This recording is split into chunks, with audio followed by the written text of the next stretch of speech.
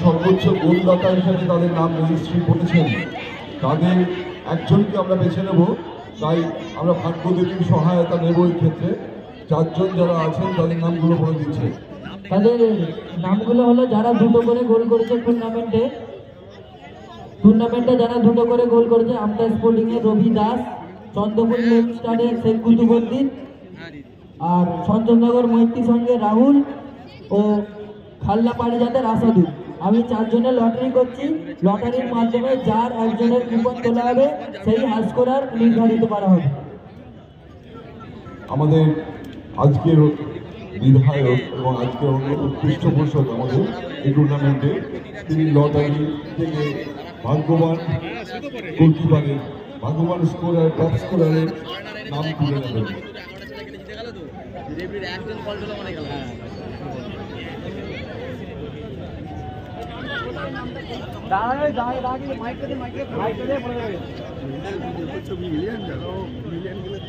শেখ কুতুবুদ্দিন সর্বোচ্চ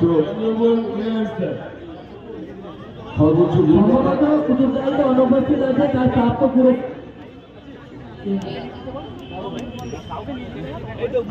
যদি চন্দ্রপুর রেজিস্টারের যে প্রতিনিধি থেকে রাখো আমাদের নির্মাণে তার প্রাপ্ত পুরস্কারটা সংগ্রহ করবে।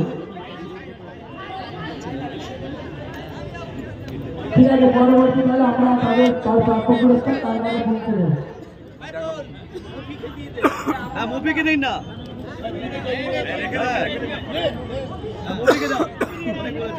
প্ল্যান করে বেটা করেছে।